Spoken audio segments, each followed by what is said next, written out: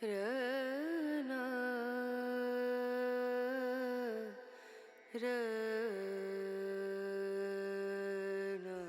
চৌধুরীর লেখা অনন্যা নামক এই গ্রন্থটি সম্পূর্ণ কাল্পনিক। বাস্তবের সাথে এর কোনো প্রকারের কোনো সম্বন্ধ নেই। এই গ্রন্থের একমাত্র উপন্যাস অনন্যা, এবং এই অনন্যা উপন্যাসের মধ্যে থাকা সমস্ত চরিত্র পুরোপুরি কাল্পনিক। যেহেতু এই গ্রন্থ সম্পূর্ণটাই লেখকের কল্পনার দ্বারা সৃষ্ট, তাই এটি কোনোভাবেই বাস্তব জীবনের কোনো ঘটনার সহিত কোনো প্রকার সম্বন্ধ স্থাপন করে না।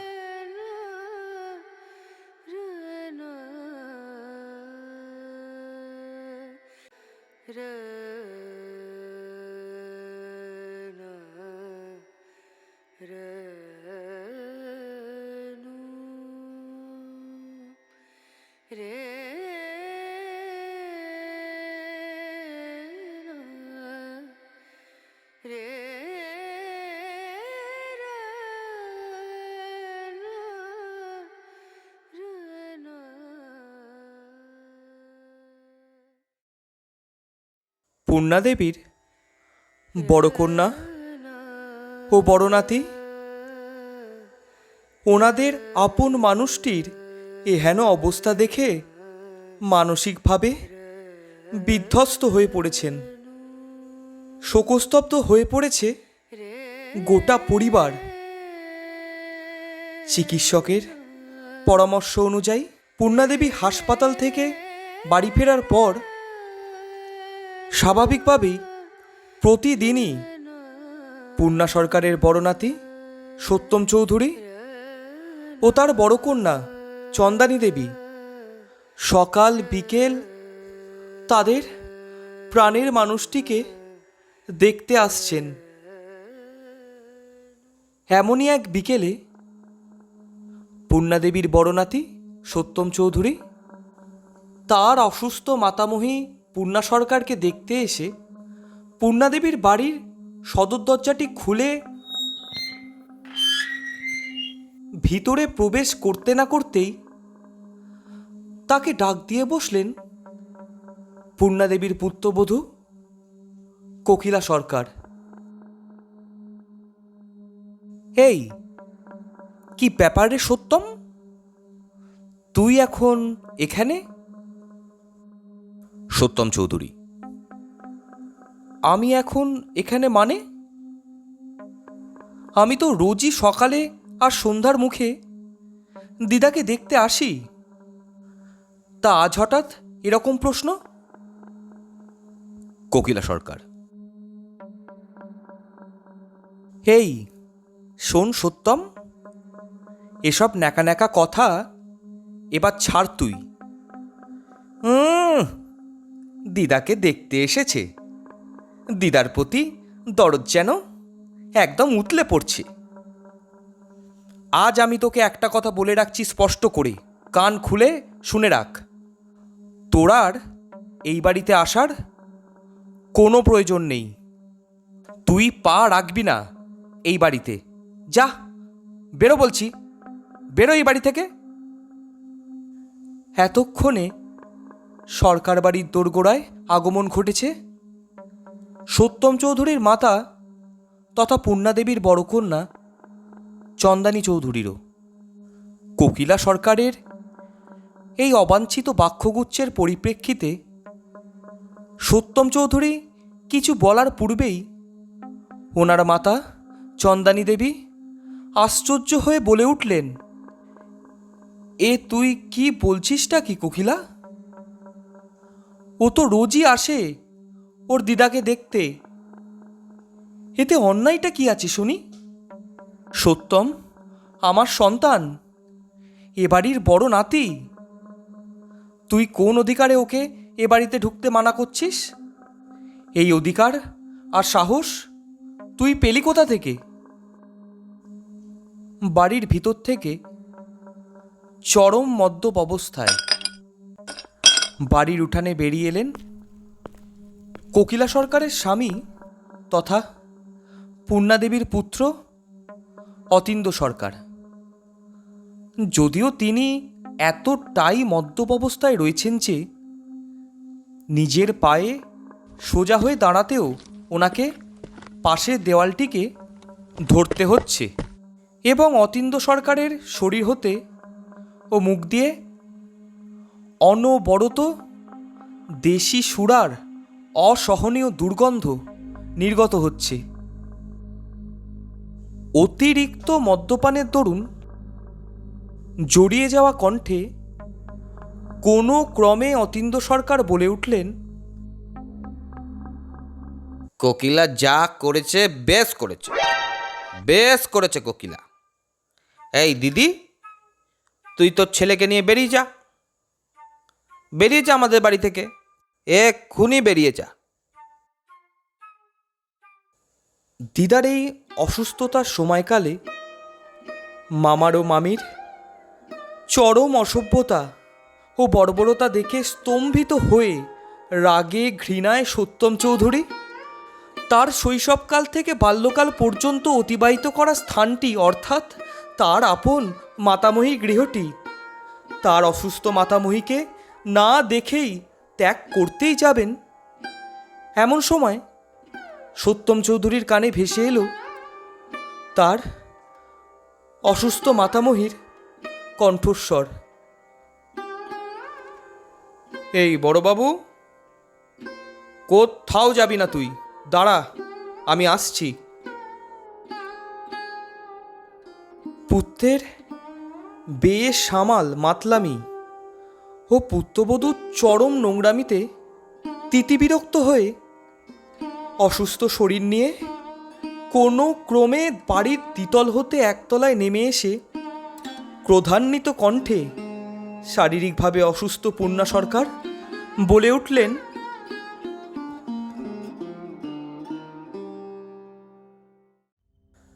এতক্ষণ ধরে সবটা আমি শুনেছি। বড়বাবু, তুই আয়, আমার সাথে দ্বিতলে চল। এই অপু, তুইও আয়। পূর্ণা দেবীর মুখ থেকে এই কথাগুলি শুনে কোকিলা দেবী তেলে বেগুনে জ্বলে উঠে চিৎকার করে বলে উঠলেন, এই মা, আপনি আর এদেরকে প্রশ্রয় দেবেন না। আমি আর আপনাদের ছেলে সিদ্ধান্ত নিয়েছি যে এরা আর কেউ এ বাড়িতে আসবে না। স্থির কথায় সম্মতি পোষণ করে অতীন্দ্র সরকার মদ্যপ অবস্থায় মাতাল কণ্ঠে বলে উঠলেন, হ্যাঁ মা, কোকিলা যা বলেছে বেশ বলেছে, কোকিলা যা করেছে বেশ করেছে। এই চরম বর্বরতার ও চূড়ান্ত অসভ্যতার প্রত্যক্ষদর্শী হয়ে অসুস্থ পূর্ণা সরকার আর নিজেকে স্থির রাখতে পারলেন না। তিনি এবার প্রচণ্ডভাবে রাগান্বিত হয়ে ব্যাপক মাত্রায় ক্ষিপ্ত হয়ে এই অন্যায়ের বিরুদ্ধে ওনার অসুস্থ শরীর নিয়েও প্রতিবাদী কণ্ঠে গর্জে উঠে ওনার পুত্রের ও পুত্রবধূর উদ্দেশ্যে বলে উঠলেন, জুতো মেরে তোদের দুটোর বিষ একেবারে ছেড়ে দেবো। কিসের সিদ্ধান্ত তোরা নিয়েছিস রে? আর তোরা কে সিদ্ধান্ত নেওয়ার? আমি আর আমার স্বামী এখনো পর্যন্ত জীবিত রয়েছি। কোকিলা, তোকে কে অধিকার দিয়েছে আমার বড় বাবুকে আর আমার বড় মেয়েকে আমার বাড়িতে ঢুকতে মানা করার? এক থাপ্পড়ে তোর আক্কেল জ্ঞান ফিরিয়ে দেবো, দেখবি। এর মাঝেই আবার অতীন্দ্র সরকার ওনার অসুস্থ মাতা পূর্ণা দেবীর উদ্দেশ্যে মদ্যপ অবস্থায় জড়িয়ে যাওয়া কণ্ঠে বললেন, না গো মা, তুমি জানোই না, এরা ভুল, শুধুই আমার কোকিলা ঠিক। তাই কোকিলা যা বলেছে বেশ বলেছে, কোকিলা যা করেছে বেশ করেছে। পূর্ণা দেবী এহেন পুত্রের মাতা হওয়ার দরুন ঘৃণাবোধ করে ওনার পুত্র অতীন্দ্রবাবুকে বললেন, নিতু, বাড়াবাড়ান্তটা কমা। কত বড় জানোয়ার বলে তুই এরকম মদ্যপ অবস্থায় তোর অসুস্থ মায়ের সামনে দাঁড়িয়ে এরকম মাতলামি করছিস। জন্ম থেকে তুই আমাকে জ্বালাচ্ছিস। সেই কোন ছোট বয়সে চুরির অভ্যাস রপ্ত করেছিলি? পাড়ার মাঠে বারুদার ছেলের জুতো চুরি থেকে শুরু করে বড় মাঠে তোর সেই সাইকেল চুরি, সব যন্ত্রণা আমাকে আর তোর বাবাকে ভোগ করতে হয়েছে শুধুই তোর কুলাঙ্গারপোনার জন্য। আর একটু যখন বয়স বাড়ল তোর, তখন থেকেই সীমাহীন মদ্যপান আর চরম উচ্ছৃঙ্খলতা শুরু করে দিয়েছিলি। আর এখন যখন আমি 3 কাল গিয়ে 1 কালে ঠেকেছি, এখনও দেখছি তোর বর্বরতার আর অসভ্যতার কোনো সীমা নেই। তোর মতো কুলাঙ্গারকে গর্বে ধারণ করেছিলাম বলেই আজ আমাকে এই মৃত্যু যন্ত্রণা সহ্য করতে হচ্ছে। তুই আর তোর বউ এক্ষুনি দূর হয়ে যা আমার চোখের সামনে থেকে, দূর হ। এই ভয়ানক অসুস্থ শরীর নিয়েও পূর্ণাদেবীর এই রণংদেহী রূপ দেখে বেশ থমকে গিয়ে কোকিলা সরকার ওনার স্বামীর হাত ধরে টেনে নিয়ে নিজের ঘরে চলে গেলেন এবং পূর্ণাদেবী ওনার বড় সন্তানকে ও বড় নাতিকে সিঁড়ি দিয়ে বাড়ির দ্বিতলে নিয়ে গেলেন। পুত্রাধিক প্রিয় আপন ভ্রাতা ও তার স্ত্রীর এরূপ চরম বর্বরতা চন্দানী সরকারের চোখে অশ্রু এনে দিয়েছে। তিনি ভাবছেন সময় মানুষকে কতটা বদলে দেয়, তা আপন মানুষই হোক কিংবা আপন না হোক। সময় সত্যি প্রত্যেকটি মানুষের মধ্যেই কিছু না কিছু পরিবর্তন নিয়ে আসে, তবে আপন মানুষগুলির ক্ষেত্রে সেই পরিবর্তন যদি নেতিবাচক হয়ে থাকে, সেক্ষেত্রে তা যে সত্যি খুবই বেদনাদায়ক।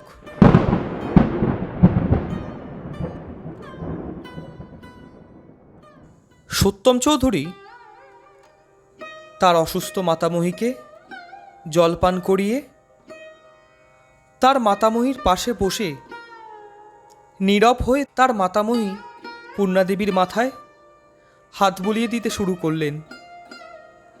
পূর্ণা সরকার তার স্নেহের বড় নাতি সত্যম চৌধুরীর উদ্দেশ্যে বললেন,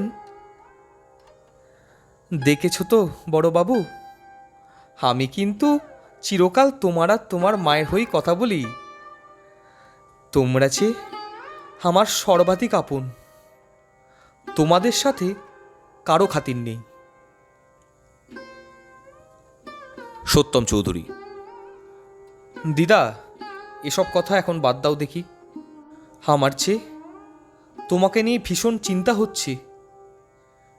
বাড়ির এখন যা পরিবেশ দেখছি, তা যে কোনো সুস্থ মানুষেরই বসবাসযোগ্য নয়। আর এই অসুস্থ শরীর নিয়ে তুমি এখন থাকবে কি করে এখানে, আমি তো সেটাই ভেবে উঠতে পারছি না। তুমি আমার সাথে চলে চলো, তুমি সুস্থ হয়ে উঠলে আবার এই বাড়িতে ফিরে এসো। কিন্তু দিদা, এই অসুস্থ শরীর নিয়ে অন্তত তুমি অনুগ্রহ করে এই চিড়িয়াখানায় থেকো না। এই সময় বাড়ির পরিবেশ এদের কত শান্ত রাখা উচিত, তা না করে এরা চিৎকার চেঁচামেচি করছে।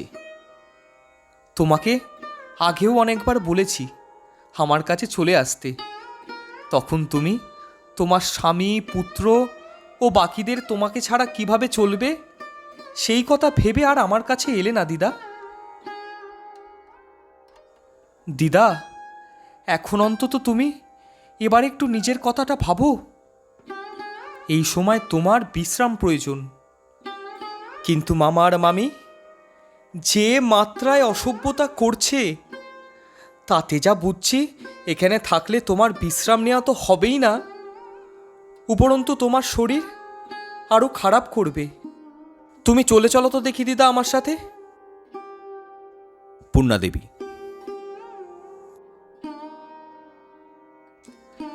তা বললে কি চলে বড়বাবু? তোর দাদা মশাইয়ের সাথে বিবাহ সম্পন্ন করে সেই কতগুলো বৎসর আগে এই ভিটেতে এসেছিলাম, এর মাঝে কত ঝড়ঝাপটাই না বয়ে গিয়েছে, তাও কখনো তোর দাদামশাইয়ের সঙ্গ ছাড়িনি। এখন যে কেবল মৃত্যুই আমাদের দুজনকে পৃথক করতে পারে। বড়বাবু, পিঠটায় একটু হাত বুলিয়ে দিবি?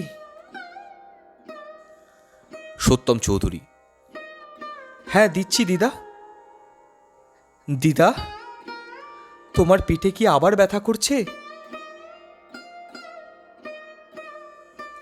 সত্যম চৌধুরী তার মাতামহীর পিঠে হাত বুলিয়ে দিতে শুরু করলেন এবং তার মাতামহী তাকে বললেন,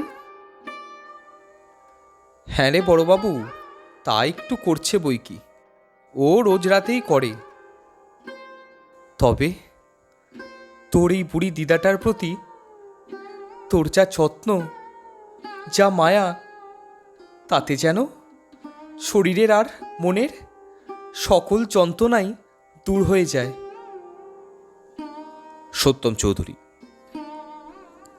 দিদা, শৈশব থেকে তুমি আমাকে যা আদর যত্ন দিয়ে অপার স্নেহে আগলে রেখেছ, সেই ঋণ যে কোনোদিনও আমি পরিশোধ করতে পারবো না, তার নিকট এ তো কিছুই নয়।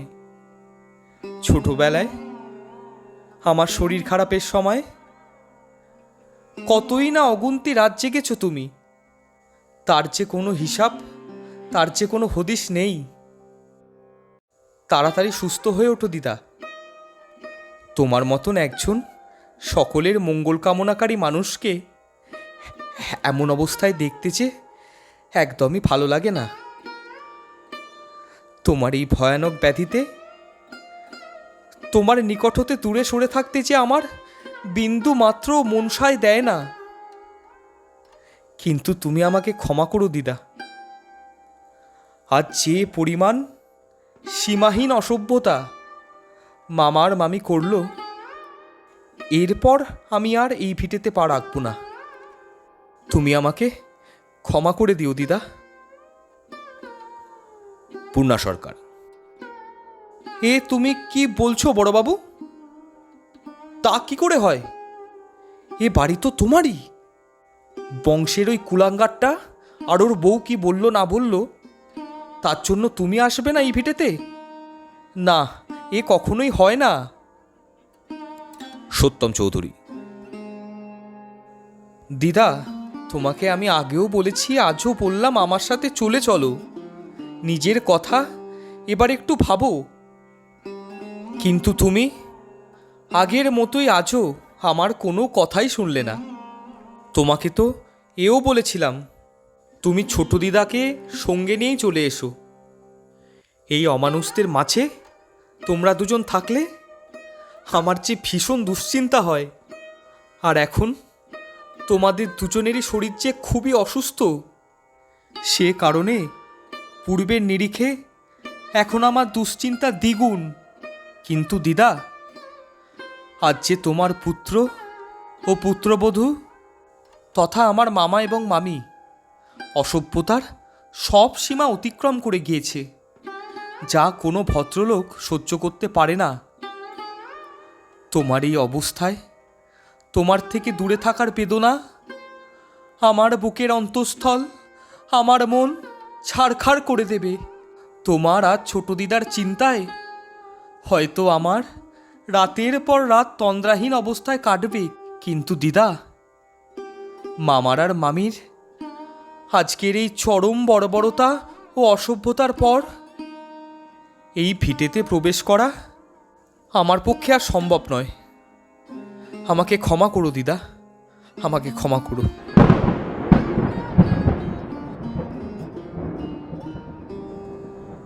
এই বলে পূর্ণা সরকারকে ও বীণা ব্যানার্জিকে প্রণাম জানিয়ে ও শ্রদ্ধা জ্ঞাপন করে অতীন্দ্র সরকারের এবং অতীন্দ্র সরকারের স্ত্রী কোকিলা সরকারের প্রতি এক রাশ ঘৃণায় শৈশবকাল থেকে বাল্যকাল পর্যন্ত অতিবাহিত করা সরকার বাড়ি ত্যাগ করলেন পূর্ণাদেবীর বড়নাথী সত্যম চৌধুরী।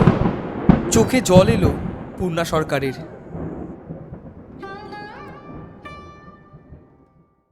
যদিও আপন উদ্দেশ্য চরিতার্থের ক্ষেত্রে আরও এক ধাপ এগিয়ে গেলেন পূর্ণা সরকারের পুত্রবধূ কোকিলা সরকার। বিষয় সম্পত্তির লোভ যেন কোকিলা সরকারকে এক অতি সূক্ষ্ম বুদ্ধি সম্পন্না পটু অপরাধীতে পরিণত করে তুলেছে। ঠিক ভুলের, ন্যায় অন্যায়ের পার্থক্য যেন তিনি আর বোধগম্যই করে উঠতে পারছেন না।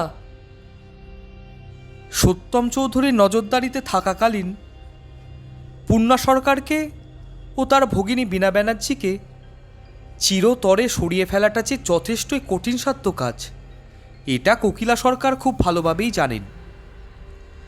তাই নিজের অসৎ ও অপরাধমূলক লক্ষ্য পূরণের বিষয়ে এখন কোকিলা সরকার অনেকটাই নিশ্চিন্ত।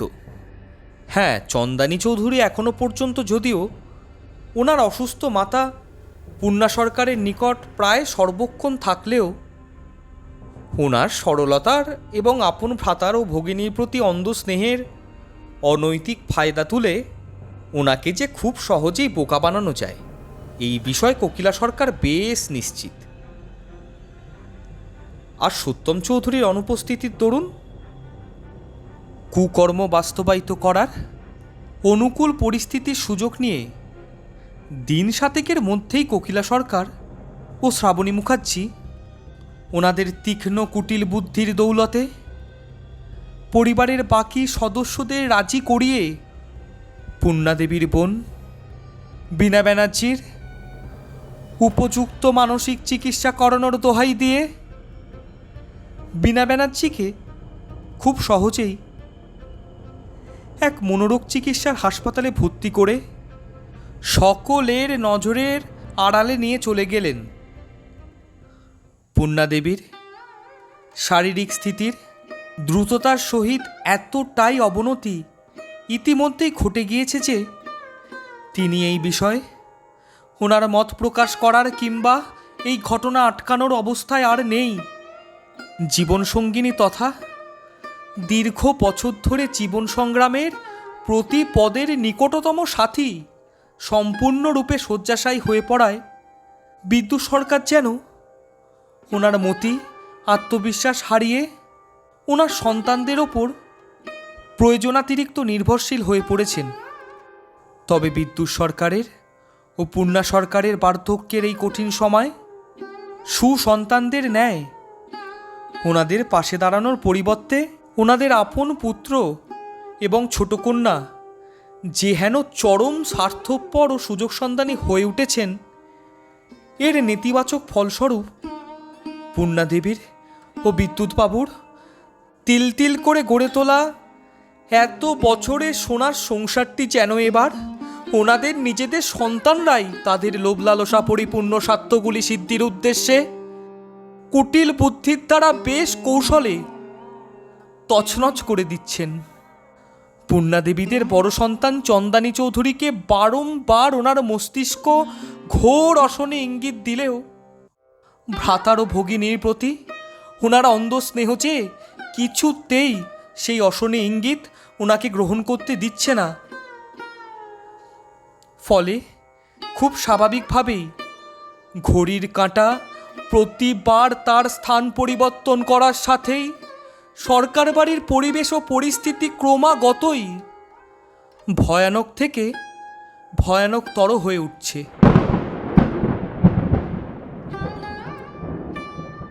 বিদ্যুৎ সরকারের সহিত পূর্ণাদেবীর বিবাহের পর আপন মাতা পিতা এবং পরিবারের অপর সকল আপন মানুষগুলিকে ছেড়ে পূর্ণা সরকার বিদ্যুৎ সরকারের সহিত এই সরকার বাড়িতে চলে আসার পশ্চাৎ হাজার সংগ্রামের মধ্য দিয়ে জীবন অতিবাহিত করেও ধীরে ধীরে তিল তিল করে ওনারা ওনাদের সংসারটি সাবলীল করে তুলেছেন।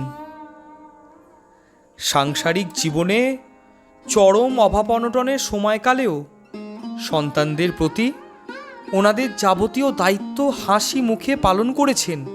এমনকি পূর্ণাদেবীর পুত্রের সহিত কোকিলা দেবীর বিবাহের পূর্বেও কোকিলা দেবীর অসুস্থতার সময়কালে যথাযথভাবে কোকিলা দেবীর চিকিৎসার দরুন পূর্ণা দেবী নিজের সঞ্চিত অর্থ ব্যয় করে, নিজের সোনার অলংকারগুলি বিক্রয় করে কোকিলা দেবীর চিকিৎসার জন্য পর্যাপ্ত অর্থ জোগাড় করে ও দিবারাত্রি এক করে হাসপাতালে পড়ে থেকে পূর্ণা দেবী কোকিলা দেবীর নিকট নিজেকে একজন আদর্শ সহৃদয় দায়িত্ববান ব্যক্তি হিসেবে বহু বছর পূর্বেই উপস্থাপন করেছিলেন।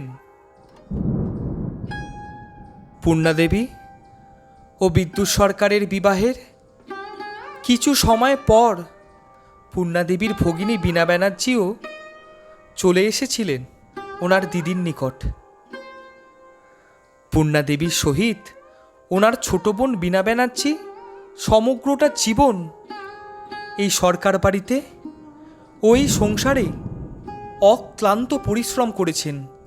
দিদি, জামাইবাবু ও ওনাদের সন্তানদের নিয়ে গড়ে ওঠা এই সংসারটি যে বীণা দেবীর নিকট নিজের সকাল্লাদের, নিজের সুখের, এমনকি তার নিজের জীবনের থেকেও অধিক আপন, তাই তো তিনি কোনোদিনও সুখের খোঁজ না করে, নিজের শখের আহ্লাদের সন্ধানে না ছুটে সারা জীবন অবিবাহিতা থেকে গিয়ে এই সরকার বাড়িতে ও দিদি জামাইবাবুর সংসারে অক্লান্ত পরিশ্রম করে গেলেন। নিজের জীবনটা উজাড় করে দিলেন এই সংসারটায়, যে সংসারটার কল্যাণ হেতু দুই বোন নিজেদের সমগ্র জীবনটাই এই সংসারে ওই সংসারের মানুষগুলিকে উৎসর্গ করে দিয়েছেন। শেষ জীবনে এসে তাদের কি এই প্রাপ্তি ছিল এই সংসার থেকে?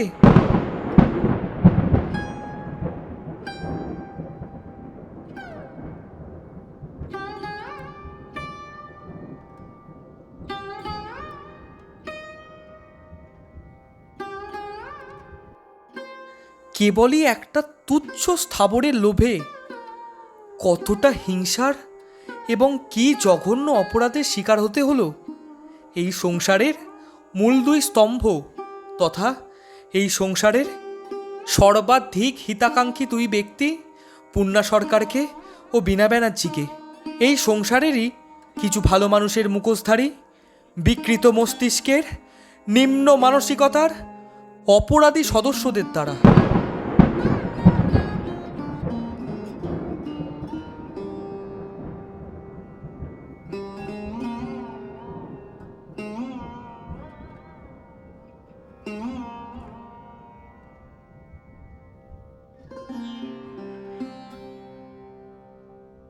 একটা নিপাট ভালো মানুষ, যিনি কিনা সর্বদাই নিজের থেকে আপন মানুষগুলির অর্থাৎ ওনার সংসারের অপর সদস্যদের কথা ভেবেছেন, এমন এক সুস্থ সবল উচ্চ মানসিকতার সাত্ত্বিক মানুষকে নিন্দনীয়ভাবে হত্যা করার পরিকল্পনা থেকে শুরু করে বাস্তবায়িত করা পর্যন্ত পুরোটাই অত্যন্ত পারদর্শিতার সহিত এক সুপটু মস্তিষ্ক বিকৃত অপরাধীর ন্যায় করলেন পূর্ণা দেবীর পুত্রবধূ কোকিলা সরকার।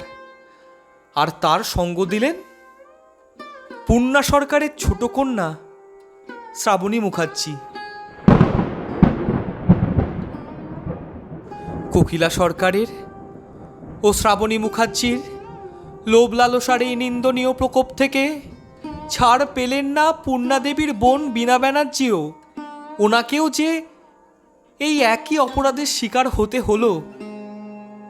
এই ঘোর অপরাধ সম্পূর্ণ করা এখন যে পূর্বের তুলনায় অনেক সহজসাধ্য, কারণ এই ঘোর অপরাধ বাস্তবায়নের উদ্দেশ্যে কোকিলা সরকারের কুটিল পরিকল্পনা অনুযায়ী সরকার বাড়িতে সত্যম চৌধুরীর আনাগোনাও যে এখন সম্পূর্ণরূপে বন্ধ।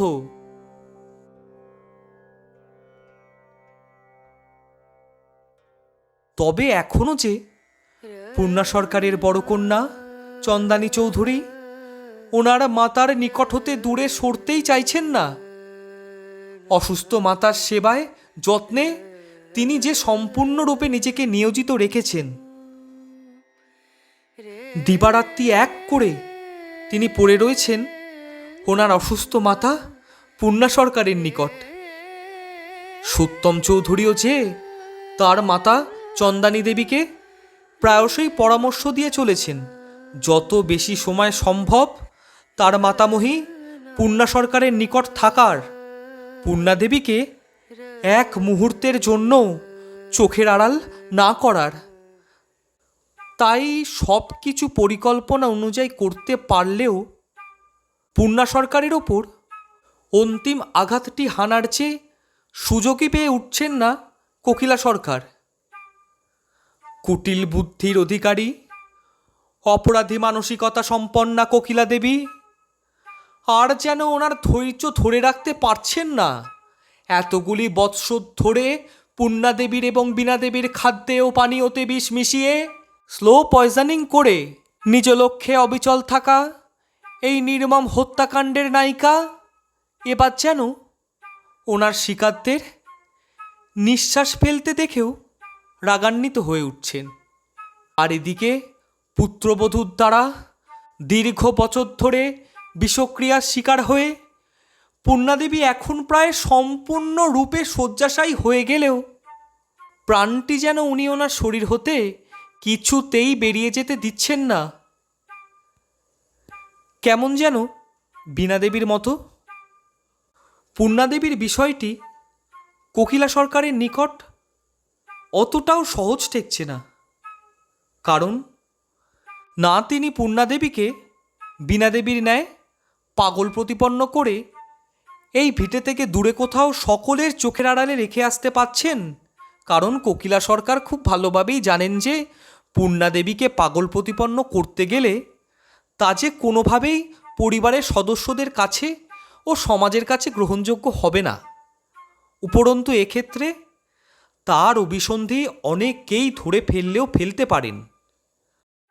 আর পূর্ণা দেবীও যেন কিছুতেই তিল তিল করে সংগ্রাম, ত্যাগ, ভালোবাসা দিয়ে গড়ে তোলা ওনার এই সংসারটির এবং ওনার স্বামীর, ওনার সন্তানদের, ওনার নাতিদের, ওনার ছোট বোনের ও বাকি বোনদের ও ওনার অপর সকল আপনজনদের মায়া কাটিয়ে দেহত্যাগ করে সকল বন্ধন ছিন্ন করে সর্বস্ব ফেলে রেখে সব আপন মানুষগুলিকে ছেড়ে চলেও যেতে পারছেন না। তাই কোকিলা সরকার তার স্বামী অতীন্দ্র সরকারের পুনরায় মগজ ধোলাই করার সিদ্ধান্ত নিলেন পূর্ণা সরকারের বড় কন্যা তথা সত্যম চৌধুরীর মাতা চন্দানী দেবীকে পূর্ণা দেবীর নিকট হতে দূরে সরানোর উদ্দেশ্যে, যাতে পূর্ণা দেবীর ওপর অন্তিম আঘাতটি হানার জন্য ওনাকে আর খুব একটা বেশি অপেক্ষা করতে না হয়। চন্দানী দেবীর অবর্তমানে যাতে তিনি ওনার এই বহু বছর ধরে এগিয়ে নিয়ে আসা জঘন্য অপরাধটি এবার সম্পূর্ণ করতে পারেন।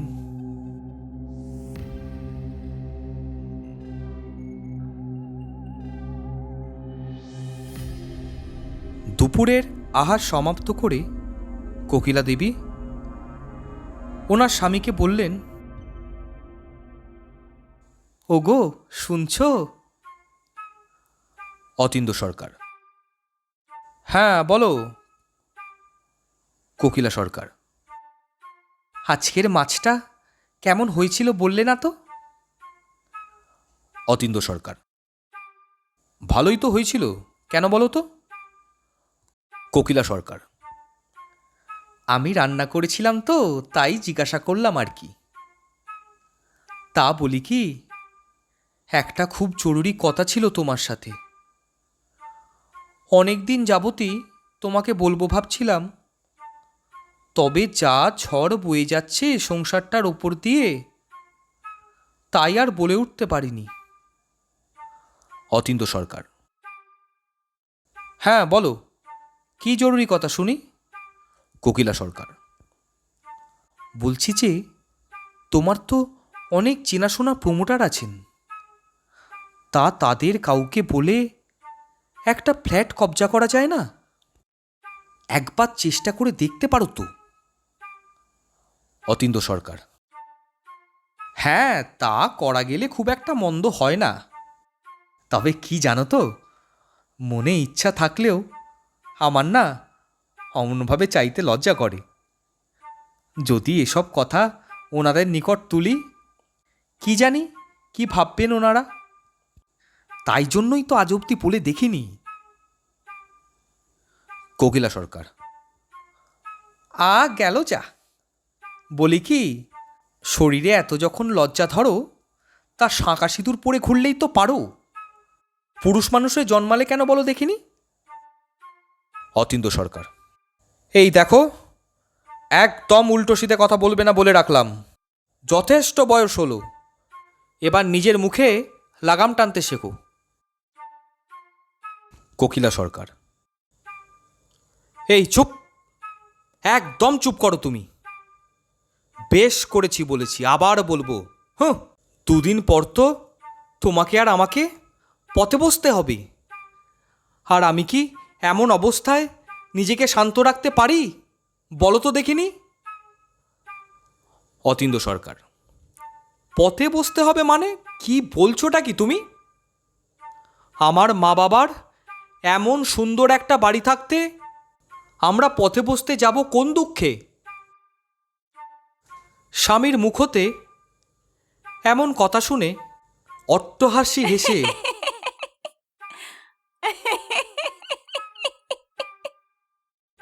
কোকিলা সরকার বললেন, সত্যি তুমি দেখছি আজম্মকাল গাড়লই রয়ে গেলে।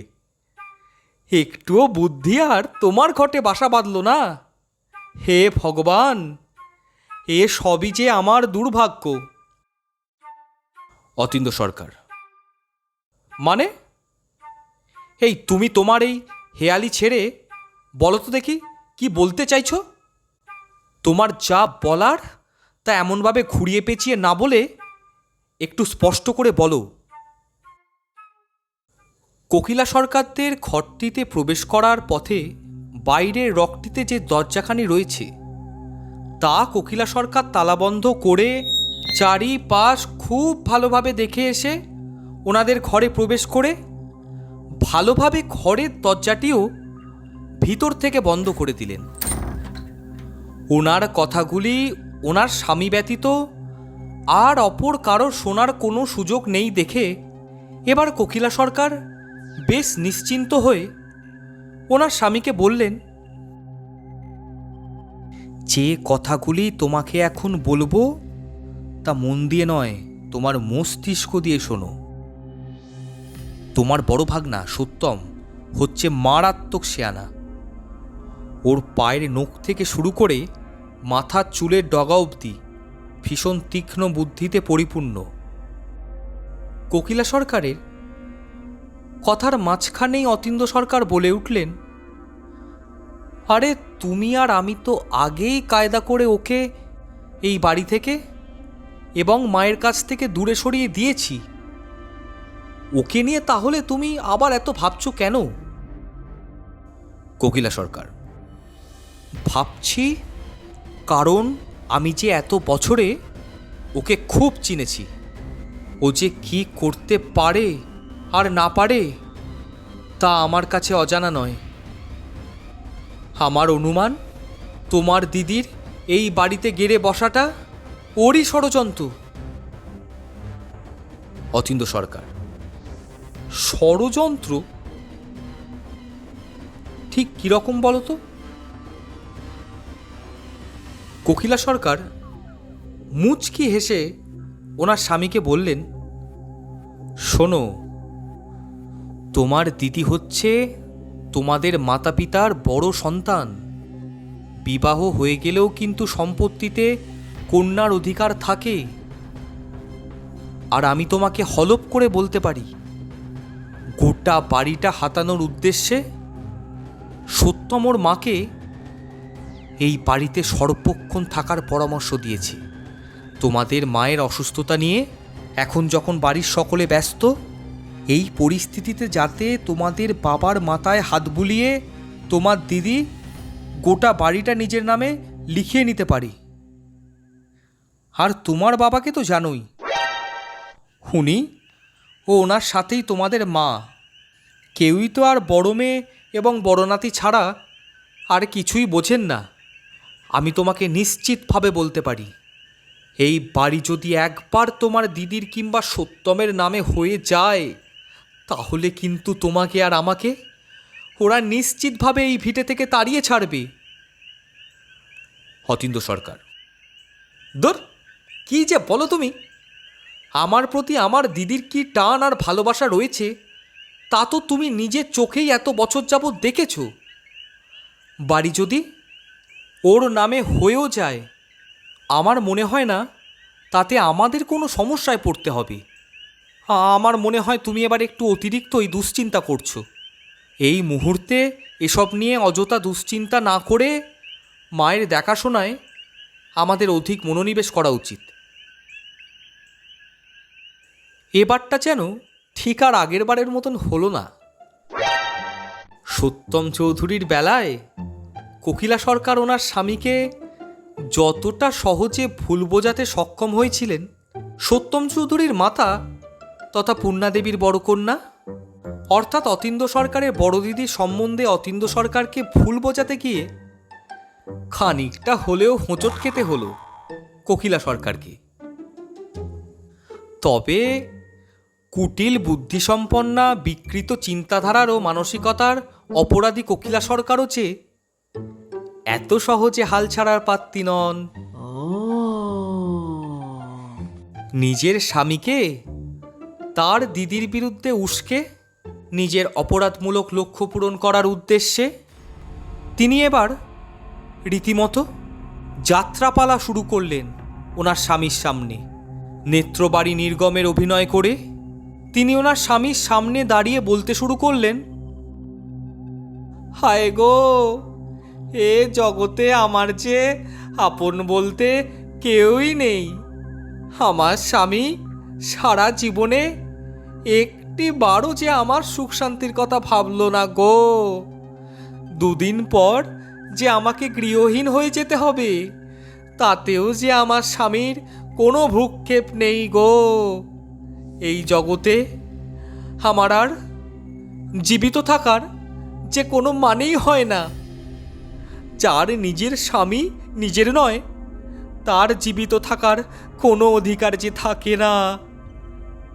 আজ আমার স্বামীর সামনেই আমি আমার জীবনের সকল গ্লানির অবসান ঘটিয়ে দেব। আমার এই জীবন আমি আজ শেষ করে দেব। এই বলে কোকিলা সরকার ঘর পরিষ্কার করার উদ্দেশ্যে বাড়িতে রাখা ফিনাইলের পাত্রটির দিকে ছুটে গিয়ে সেটিকে নিজ হস্তে তুলে নিয়ে সেটি পান করে আত্মহত্যার চেষ্টার অভিনয় করতে শুরু করলেন। সেই দৃশ্য দেখে আঁতকে উঠে অতীন্দ্র সরকার ওনার হাতে থাকা সুরার গ্লাসটি কোনো ক্রমে ছুঁড়ে ফেলে দিয়ে ছুটে গেলেন ওনার স্ত্রী কোকিলা সরকারের দিকে এবং স্ত্রীর হাতে থাকা ফিনাইলের পাত্রটি ছিনিয়ে নিয়ে তা দূরে সরিয়ে রাখলেন। ও তার স্ত্রীর এই নাটকের দরুন স্ত্রীর প্রতি আবেগতাড়িত হয়ে স্ত্রীকে উদ্দেশ্য করে বললেন, তুমি আমাকে ভুল বুঝো না। আমি যে সারা জীবন কেবলই তোমার কথাই ভেবেছি। অর্থের অভাবে তোমার জন্য সেভাবে কিছু করে উঠতে না পারলেও আমি সর্বদাই তোমার মঙ্গল কামনা করেছি। আমি তোমাকে কথা দিলাম, এই বাড়ি শুধুই তোমার হবে, অপর কারো আমি হতে দেব না। আজ এখনই আমি দিদিকে বাড়ি থেকে বেরিয়ে যেতে বলছি। মায়ের দেখাশোনা করার বাহানায় ওর এই বাড়িতে আর রাত কাটানো চলবে না। বহু বছর পূর্বেই বাবা মা ওর বিয়ে দিয়েছে। ও আর এই বাড়ির কেউ নয়, তাই এই বাড়িও আর ওর নয়। এই বাড়ি শুধুই তোমার কোকিলা। এই বাড়ি আর অপর কারও আমি হতে দেব না। এই বলে সিঁড়ি দিয়ে সরকার বাড়ির দ্বিতলে উঠে গেলেন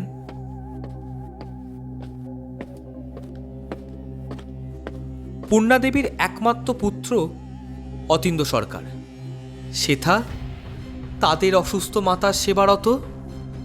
তার নিজের দিদির উদ্দেশ্যে অতীন্দ্রবাবু বললেন, এই দিদি শোন, বেশ বহুদিন হলো দেখছি তুই প্রায় গোটা দিনটাই এই বাড়িতে থাকছিস, মায়ের সেবা করছিস ঠিকই, কিন্তু আর তোকে এসব নিয়ে ভাবতে হবে না। আমি আর কোকিলা আছি, আমরা বাকিটা বুঝে নেব। আর তাছাড়া এত বছর হয়ে গেল তোর বিবাহ হয়ে গিয়েছে, বাবা মা বেশ ধুমধাম করে তোর বিয়ে দিয়েছে। এখন এখানে থাকাটা তোর আর মানায় না। তুই আজ থেকে আর এই বাড়িতে থাকবি না।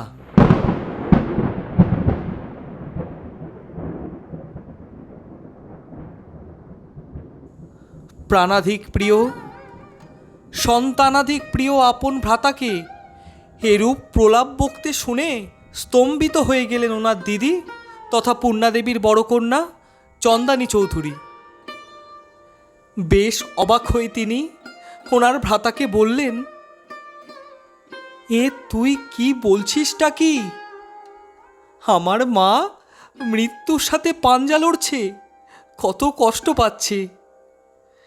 মায়ের এই অসুস্থতায় আমি কি কখনো মায়ের থেকে দূরে থাকতে পারি? মায়ের এই চরম অসুস্থতায় মায়ের দেখাশোনা করার উদ্দেশ্যেই তো আমি রয়েছি এখানে। তা না হলে আমি কখনোই এভাবে টানা এই বাড়িতে থাকি না। আর তাছাড়া আমি এই বাড়ির বড় সন্তান, এটা তো আমারও বাড়ি। আর তুই আজ হঠাৎ আমাকে এসব অপ্রাসঙ্গিক কথা বলছিসই বা কেন?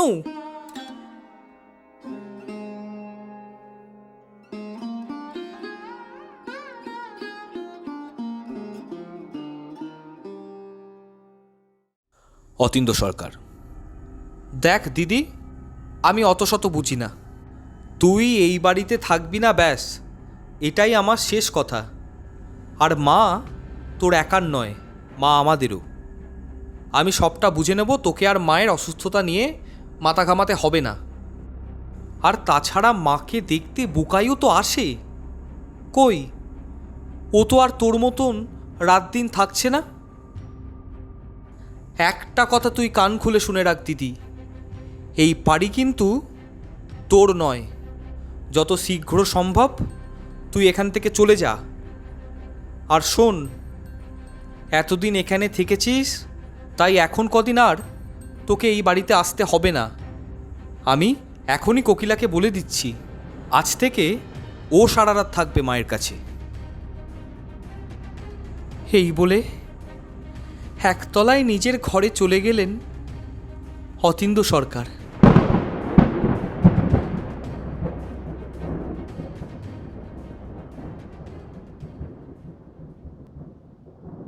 পূর্ণা সরকারের বড় কন্যা চন্দানী চৌধুরী শয্যাশায়ী পূর্ণাদেবীর কপালে একটা চুম্বন দিয়ে ও ওনার পা ছুঁয়ে প্রণাম করে আপন ভ্রাতার অপমানজনক অবান্তর কথাবার্তার দ্বারা অপমানিত ও মানসিকভাবে আঘাতপ্রাপ্ত হয়ে কাঁদতে কাঁদতে বেরিয়ে গেলেন তার পিতামাতার গৃহ থেকে।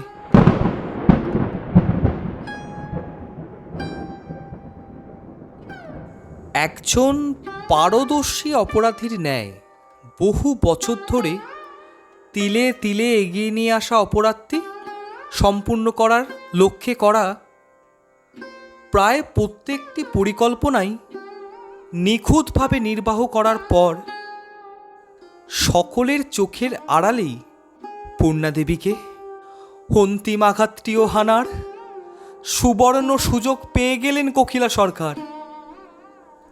শাশুড়িকে সেবা করার বাহানায় বিদ্যুৎবাবুকে বলে এখন রাত্রিবেলা একাই থাকতে শুরু করলেন তিনি পূর্ণা সরকারের সহিত। বিদ্যুৎ সরকার থাকতে শুরু করলেন ওনার পুত্রের সহিত ওনার পুত্রের ঘরে। অপরদিকে আপন মাতার ওপর ক্ষোভে ভেঙে পড়লেন চন্দানী দেবীর পুত্র তথা পূর্ণাদেবীর বড় নাতি সত্যম চৌধুরী। পূর্ণা সরকারের এমন ভয়ানক অসুস্থতায় অতীন্দ্র সরকারের দ্বারা প্রলাপিত হয়ে কোনো পরিস্থিতিতেই যে পূর্ণা দেবীকে ছেড়ে আসা তার মায়ের উচিত হয়নি, সেটা তিনি বেশ বুঝতে পারছেন। কিন্তু প্রাণাধিক প্রিয়, সন্তানাধিক প্রিয় ভ্রাতার দ্বারা অপমানিত হওয়ার পর কোনোভাবেই যে সেই অপমানের যন্ত্রণা ভুলে পূর্ণা সরকারের নিকট যেতে পারলেন না চন্দানী চৌধুরী।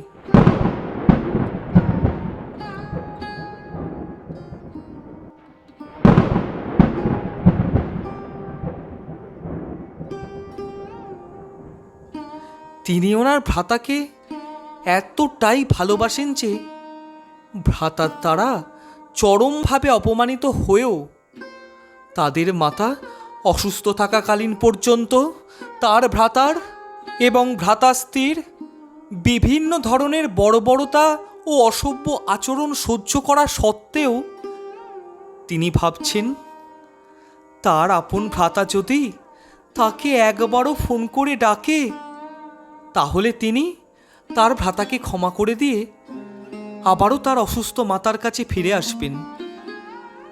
তিনি আবারও তার মাতার পীড়ায়, অসুস্থতায় নিজে হাতে তার মাতাকে সেবা প্রদান করতে পারবেন। তবে আর খুব একটা বেশি অপেক্ষা করতে হলো না পূর্ণা দেবীর কন্যা চন্দানী চৌধুরীকে। দিন সাতেকের মধ্যেই ভোরের সময় হঠাৎই একদিন চন্দানী দেবীর ফোনটি বেজে উঠল।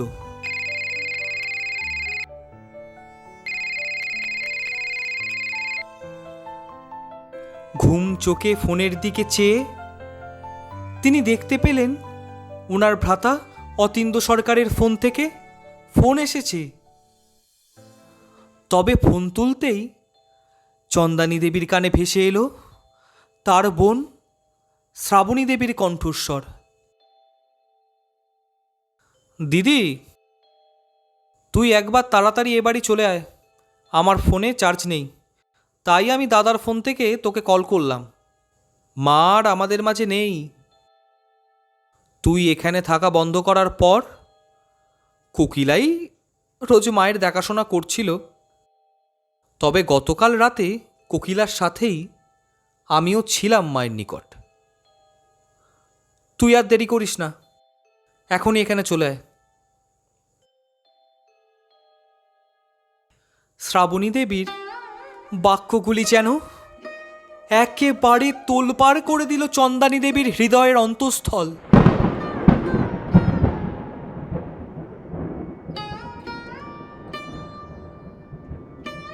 তিনি নীরব হয়ে শুধুই শুনে গেলেন তার বোনের কথাগুলি। কি সাবলীলভাবেই না কথাগুলি বলে গেলেন ওনার বোন শ্রাবণী মুখার্জি। মাতৃহারা হওয়ার শোকে শিশুর ন্যায় কেঁদে ফেললেন চন্দানী চৌধুরী।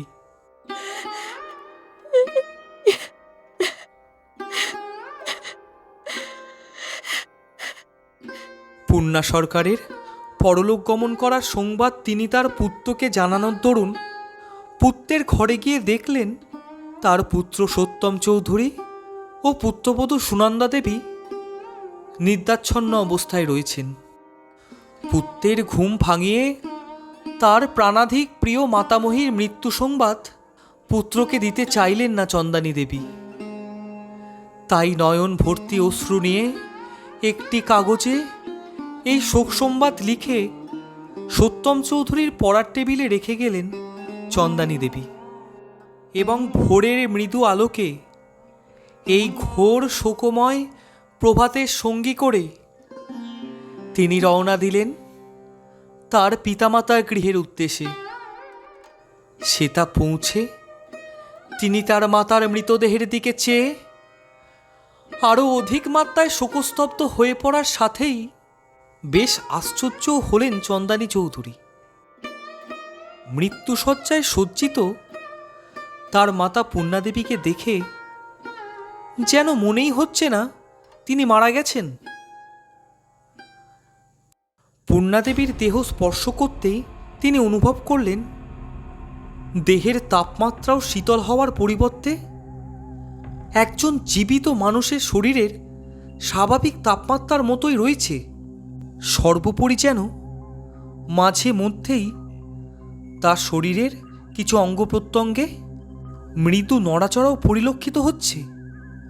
একজন মানুষকে কৃত্রিমভাবে গভীর নিদ্রায় পাঠিয়ে দেওয়া হলে, কিংবা অপর কথায় বলা গেলে কৃত্রিম প্রক্রিয়ায় অজ্ঞান করে দিলে, সেই মানুষটির দেহ সে সময় যে অবস্থায় থাকে চোখের দেখায় দেখে ও দেহের তাপমাত্রা অনুযায়ী চন্দানী দেবীর মাতা পূর্ণা সরকারের তথাকথিত মৃতদেহটিকে যেন ঠিক সেরকমই মনে হচ্ছে চন্দানী দেবীর।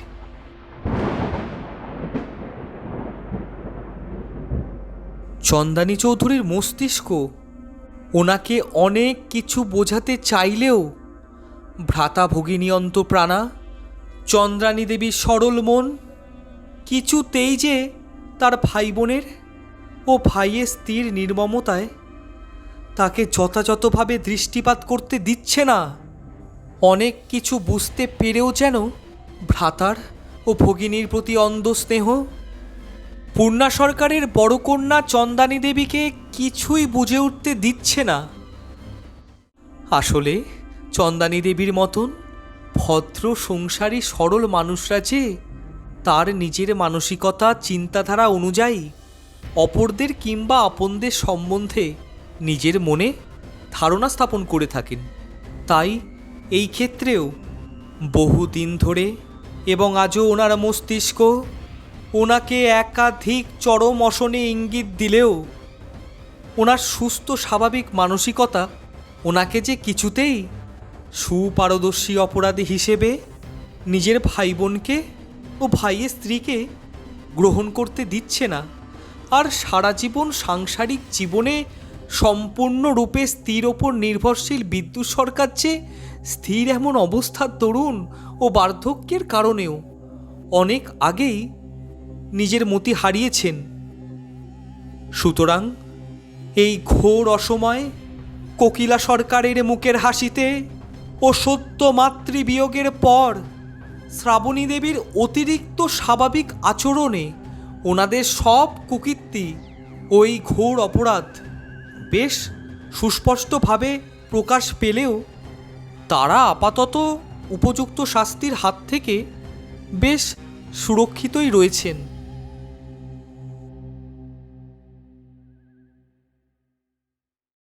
সকাল 7টায় সত্যম চৌধুরী ঘুম থেকে উঠে প্রতিদিনের মতোই চায়ের পেয়ালাটি হাতে নিয়ে তার পড়ার টেবিলের দিকে এগিয়ে যেতেই তার চোখে পড়ল তার মায়ের তার উদ্দেশ্যে বার্তা লিখে রাখা কাগজটি।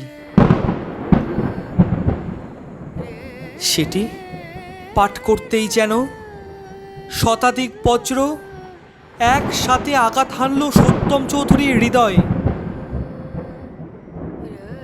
চায়ের পেয়ালাটি তার হাত হতে মেঝেতে পড়ে ভেঙে চূর্ণ বিচূর্ণ হয়ে গেল। সেই শব্দে ঘুম ভাঙল তার স্ত্রী সুনন্দা দেবীরও। সেই শব্দ অনুসরণ করে সেদিকে এগিয়ে যেতেই তিনি ওনার স্বামীকে একটি কাগজ হাতে মেঝেতে বসে কাঁদতে দেখলেন। স্বামীর হাতে থাকা সেই কাগজটি স্বামীর হাত থেকে নিয়ে পাঠ করে তিনিও পূর্ণা দেবীর পরলোক গমন করার বিষয়ে অবগত হলেন। স্বামীর পাশে বসে স্বামীকে জড়িয়ে ধরে ঠিক যেন এক অবলা শিশুর ন্যায় কেঁদে ফেললেন সুনন্দা দেবী।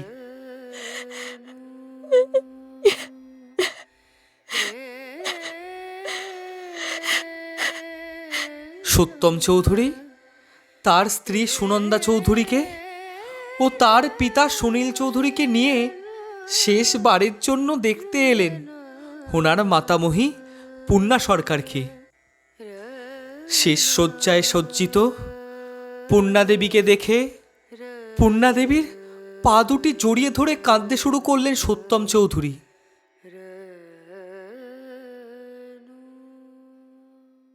পূর্ণা সরকারের দেহের জীবিত মানুষের মতো তাপমাত্রা দেখে ও ওনার প্রাণবন্ত খোলা চোখের পাতায় মাঝে মধ্যেই অতি সামান্য মাত্রায় কাঁপুনি দেখে আশ্চর্য হলেন তিনিও। কারণ পূর্ণাদেবীকে দেখে যে কোনো বুদ্ধিমান মানুষই আর যাই হোক অন্তত মৃত বলে গণ্য করতে পারবেন না। আর সার্বিক পরিস্থিতির দিকে একটু ভালোভাবে লক্ষ্য করলেই এই স্থানে যা ঘটে গিয়েছে বা যা ঘটে চলেছে সেগুলির মাঝে কখনোই কোনো স্বাভাবিকতাও খুঁজে পাবেন না। তাই স্বাভাবিকভাবেই বেশ বিচলিত হই সত্যম চৌধুরী অশ্রু চোখে তার মাতাকে বললেন, মা, তুমি একবার ভালো করে দিদাকে দেখো। তোমার কি দিদাকে কোনোভাবে মৃত বলে মনে হচ্ছে? দিদা যদি মারাই গিয়ে থাকে তাহলে দিদার চোখের পাতা কাঁপছে কেন? এতক্ষণ পরেও দিদার দেহের তাপমাত্রা একজন জীবিত মানুষের মতো কি করে? দিদার দিকে ভালোভাবে তাকিয়ে থাকলে লক্ষ্য করবে দিদার পায়ের পাতা ও ঘাড় মাঝে মধ্যেই কেমন যেন খুব হালকাভাবে নড়ে উঠছে। এমনটা কেন হচ্ছে? কি গো মা, বলো, এমনটা কেন হচ্ছে? কি গো মা, বলো। তুমিও এগুলো নিশ্চয়ই লক্ষ্য করেছো, তাই তো? চন্দানী চৌধুরী পুত্রের কথায় কোনো সদুত্তর দিতে পারলেন না। তিনি ওনার পুত্র সত্যম চৌধুরীকে জড়িয়ে ধরে হাউ হাউ করে কেঁদে ফেললেন।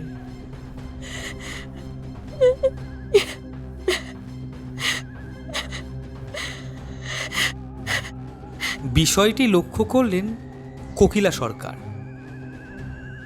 পরিস্থিতি হাতের বাইরে চলে যাওয়ার ভয় সেখানে উপস্থিত তার ভ্রাতার কানে তিনি তৎক্ষণাৎ কি একটা যেন বললেন এবং কোকিলা সরকারের ভ্রাতা তারপরই উচ্চ স্বরে বলে উঠলেন,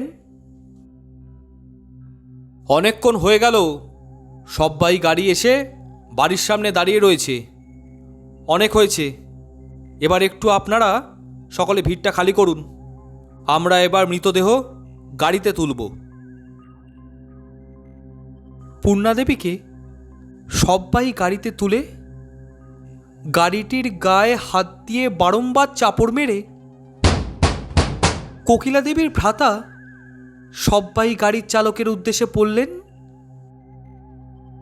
এই তাড়াতাড়ি গাড়িটা বের কর, সোজা শ্মশানে নিয়ে গিয়ে থামবি, তার আগে অন্যত্র কোথাও আর গাড়ি দাঁড় করাবি না। কোকিলা সরকারের ভ্রাতার নির্দেশ অনুযায়ী পূর্ণাদেবীকে বহন করে সববাহী গাড়িটি সোজা গিয়ে থামল নিকটস্থ শ্মশানে। শ্মশানে খুব একটা ভিড় না থাকায় প্রায় সরাসরি চুল্লির মধ্যে ঢুকিয়ে দেয়া হলো পূর্ণাদেবীকে। আর ঠিক সেই মুহূর্তেই শুরু হলো প্রবল বর্ষণ। প্রকৃতিও মনে হচ্ছে যেন কিছুতেই মেনে নিতে পারছে না এই নির্মম অপরাধ।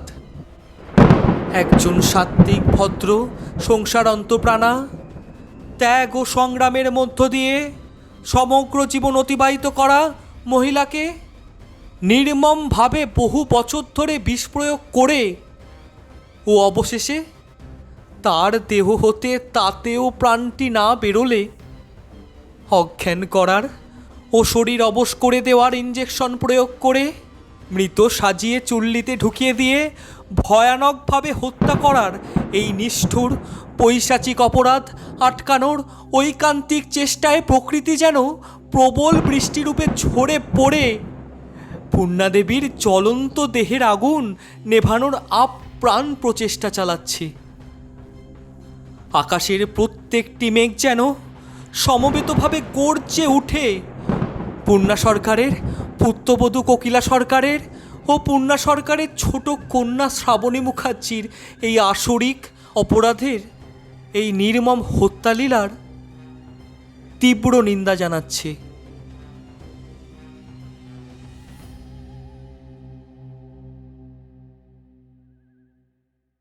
কিন্তু এই মানুষরূপী পিশাচদের নিকট চেয়ে সকল শুভশক্তিকে হার মানতে হলো। কিছু সময়ের মধ্যেই শ্মশানের চুল্লিটি হতে পূর্ণা সরকারের অস্থি নিয়ে এসে তুঙ্গা নদীর পাড়ে রাখা হলো।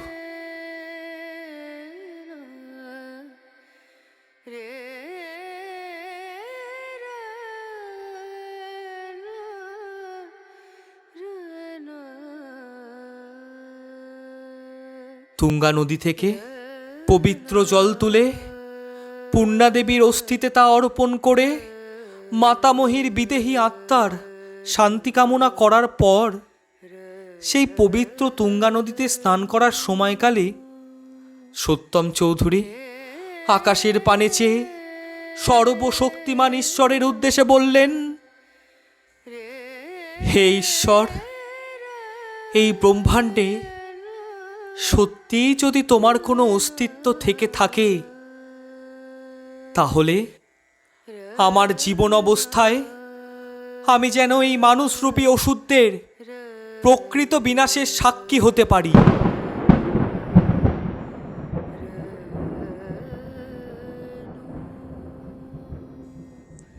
পূর্ণা সরকারের মৃত্যুর কিছু মাসের মধ্যেই মানসিক হাসপাতালে চিকিৎসাধীন অবস্থাতে মৃত্যু হয় ওনার ভগিনী বীণা ব্যানার্জিরও। হ্যাঁ, ঠিক এমনটাই বীণা ব্যানার্জির মৃত্যুর 7 দিন পর পরিবারের মানুষদের ও প্রতিবেশীদের জানান পূর্ণা দেবীর পুত্র অতীন্দ্র সরকার ও ওনার পুত্রবধূ কোকিলা সরকার এবং ওনার ছোট কন্যা শ্রাবণী মুখার্জি।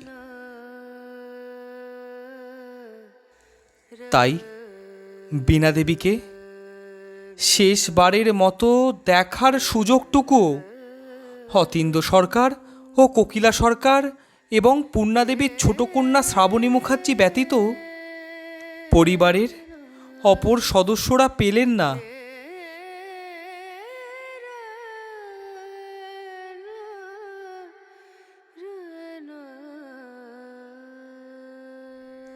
পূর্ণা দেবীর ও ওনার স্বামী বিদ্যুৎ সরকারের কঠিন জীবন সংগ্রামের মধ্য দিয়ে তিল তিল করে গড়ে তোলা সুখ শান্তিময় সংসার ভেঙে চূর্ণ বিচূর্ণ হয়ে গেল।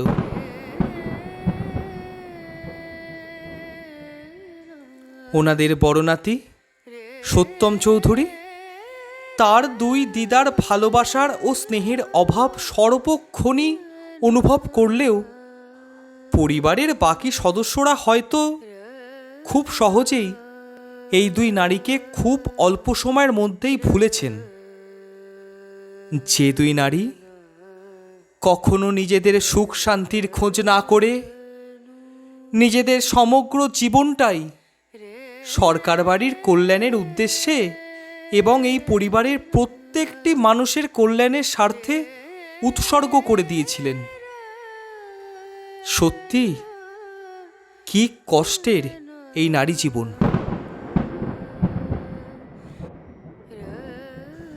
পিতা মাতা সহ পরিবারের অপর সকল আপনজনদের ছেড়ে নিজের পিতার গৃহ ত্যাগ করে ওনারা চলে আসেন এক অচেনা অজানা পরিবারে। নারীদের জীবনের অধিকাংশ সময়টাই অতিবাহিত হয়ে যায় নিজের পরিবারের ও আপনজনদের থেকে দূরে অন্য কোনো এক পরিবারের ভিন্ন এক সংসারের কল্যাণ সাধনে নিমজ্জিত হয়ে। নারীরা যদিও নিজেদের পরিবার, নিজেদের সংসার, আপন পিতামাতা, ভাই বোন ও অপর সকল আপনজনদের বুক ভরা বেদনা ও নয়ন ভরা অশ্রু নিয়ে ছেড়ে চলে এসে হাসি মুখেই ভিন্ন পরিবারটিকে ভিন্ন সংসারটিকে আপন করে নিয়ে থাকেন। স্বামীর আপন মানুষগুলিকে আপন করে তুলে স্বামীর সংসার তিল তিল করে গড়ে তুলে নিজেদের আনন্দ, শখ, আহ্লাদ সব কিছু ত্যাগ করে নারীরা যে মহৎ দায়িত্ব পালন করে থাকেন, তার বিনিময়ে যে ওনারা সেভাবে কিছুই দাবি করেন না।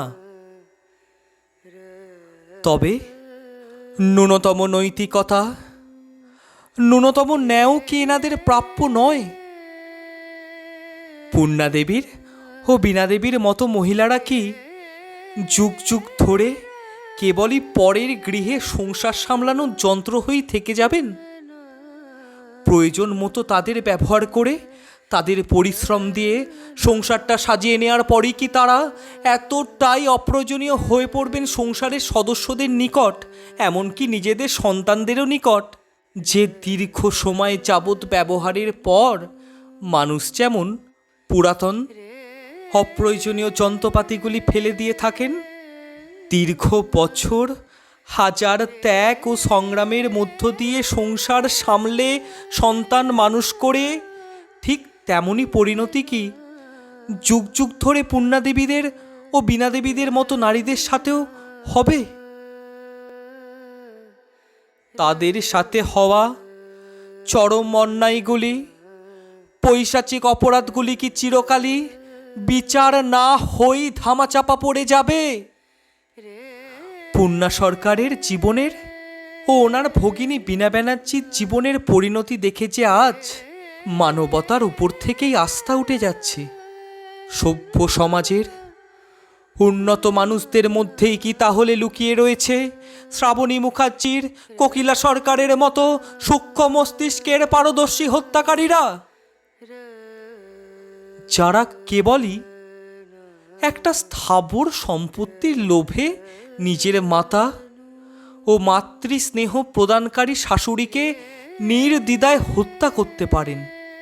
এমনকি লোভ লালসা থেকে সৃষ্ট তাদের ভয়ানক আক্রোশ থেকে পার পান না সারা জীবন অবিবাহিতা থেকে দিদির সংসারে নিঃস্বার্থভাবে শ্রম প্রদান করা, দিদির সন্তানদের আপন সন্তান স্নেহে কোলে পিঠে করে বড় করে তোলা বীণা ব্যানার্জির মতো নিরীহ মহিলাও? মানবতার মাপকাঠি কি আজ তাহলে এতটাই তলানিতে এসে ঠেকেছে?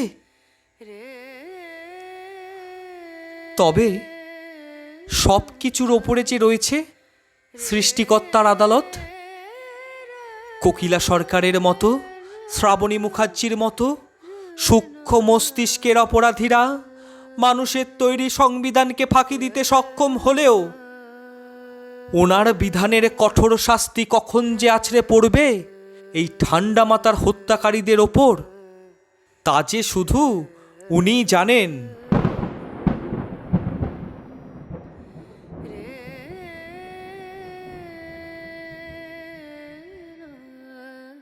পূর্ণাদেবী পরলোক গমন করার ঠিক 3 বছরের মাথায় ওনার বড় নাতি সত্যম চৌধুরীর স্ত্রী সুনন্দা দেবীর কোল আলোকিত করে জন্মগ্রহণ করলেন ওনাদের কন্যা সন্তান তথা সত্যম চৌধুরীর ও সুনন্দা দেবীর দ্বিতীয় সন্তান। সত্যম চৌধুরী ওনার মাতামহীর স্মরণে আপন কন্যার নামকরণ করলেন সম্পূর্ণা।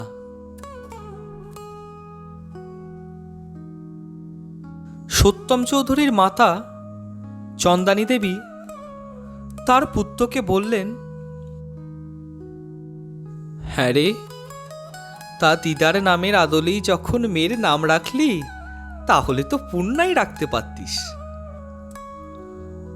উত্তরে সত্যম চৌধুরী বললেন, না মা, আমার দিদা যে অনন্যা, অদ্বিতীয়া, ওনার মতন কেউ কোনোদিন ছিলও না আর হবেও না।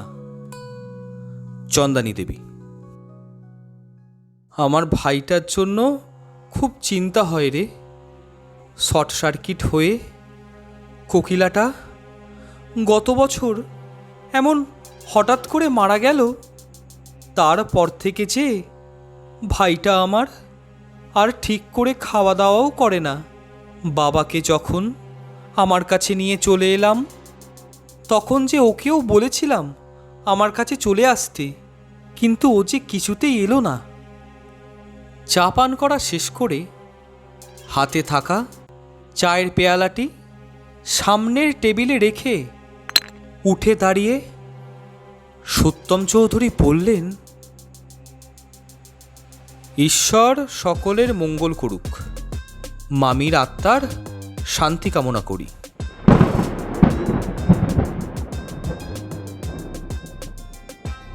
আমি একটু বেরোচ্ছি, কটা অসম্পূর্ণ কাজ রয়েছে, সেগুলি সম্পূর্ণ করে বাড়ি ফিরব। এই বলে মৃদু হেসে বাড়ি হতে বাহির হলেন পূর্ণা দেবীর ও বীণা দেবীর বড় নাতি সত্যম চৌধুরী।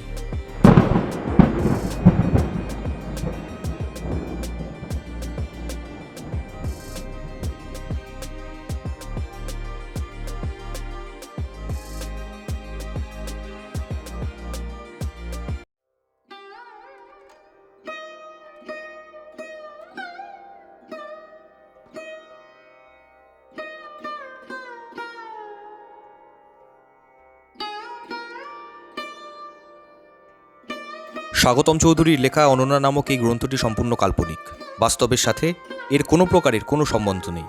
এই গ্রন্থের একমাত্র উপন্যাস অনন্যা, এবং এই অনন্যা উপন্যাসের মধ্যে থাকা সমস্ত চরিত্র পুরোপুরি কাল্পনিক। যেহেতু এই গ্রন্থ সম্পূর্ণটাই লেখকের কল্পনার দ্বারা সৃষ্ট, তাই এটি কোনোভাবেই বাস্তব জীবনের কোনো ঘটনার সহিত কোনো প্রকার সম্বন্ধ স্থাপন করে না।